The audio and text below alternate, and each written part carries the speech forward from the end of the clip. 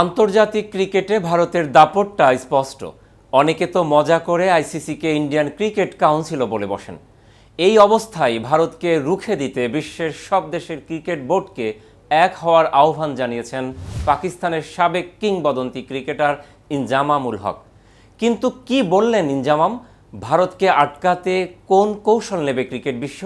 তা নিয়ে থাকছে আজকের প্রতিবেদন এবং আপনাদের সাথে আছি আমি আহমেদ সাহেব।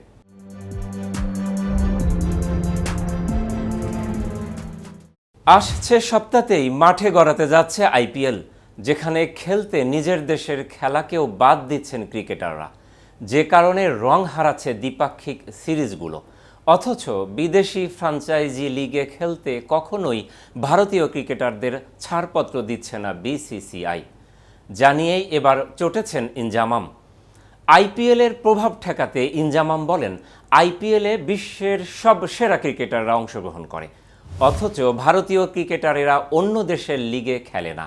তাই সব ক্রিকেট বোর্ডের উচিত আইপিএলের জন্য ক্রিকেটার ছাড়া বন্ধ করা। বিসিসিআই যদি অন্য দেশের লিগে তাদের ক্রিকেটারদের খেলতে না দেয়, তাহলে বাকি বোর্ডগুলিরও কি কঠোর অবস্থান নেওয়া উচিত নয়? ইনজামামের এমন কথার পেছনে কারণও আছে, কেননা আগামীকাল থেকে মাঠে গড়ানো পাকিস্তান নিউজিল্যান্ড সিরিজে দেখা যাবে না নিউজিল্যান্ডের তারকা ক্রিকেটারদের।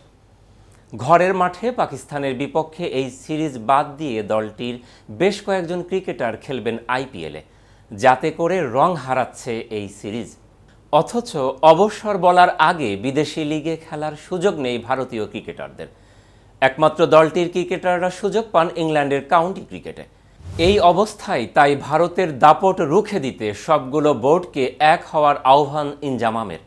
উল্লেখ্য, ইনজামাম উল হক পাঞ্জাব প্রদেশের মুলতানে জন্মগ্রহণকারী সাবেক পাকিস্তানি আন্তর্জাতিক ক্রিকেটার ও অধিনায়ক। তাকে পাকিস্তানের ক্রিকেট ইতিহাসে সেরা ক্রিকেটারদের অন্যতম হিসেবে বিবেচনা করা হয়। একদিনের আন্তর্জাতিকে জাতীয় দলের হয়ে সর্বোচ্চ রান সংগ্রহকারী ইনজামাম টেস্ট ক্রিকেটে জাভেদ মিয়াঁদাদের পরেই অবস্থান করছেন।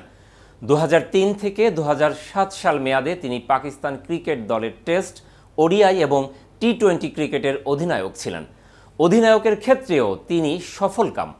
ইনজামামকে সেদেশের সেরা অধিনায়কদের একজন হিসেবে বিবেচনা করা হয়। ইমরান খানের অধিনায়কত্বে 1992 সালের ক্রিকেট বিশ্বকাপের শিরোপা বিজয়ী পাকিস্তান দলের অন্যতম খেলোয়াড় ছিলেন ইনজামাম।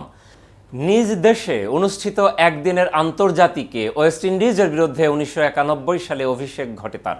1992 সালের বিশ্বকাপ ক্রিকেটে স্মরণীয় সাফল্যের পর ইনজামাম বড় আসরের প্রতিযোগিতায় নিজ স্থান পাকাপোক্ত করে নেন, কিন্তু পরবর্তী বিশ্বকাপগুলোয় সফলতার তেমন ছাপ ফেলতে পারেননি।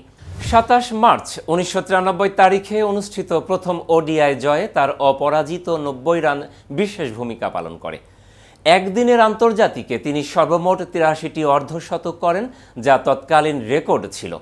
পরবর্তীতে ভারতীয় দলের ব্যাটিং প্রতিভা সচিন টেন্ডুলকর তা ভেঙে ফেলেন। এই ছিল এখনকার মতো। পরবর্তী ভিডিও দেখার আমন্ত্রণ জানিয়ে এখানে শেষ করছি। এতক্ষণ কেটিভির সাথে থাকার জন্য ধন্যবাদ।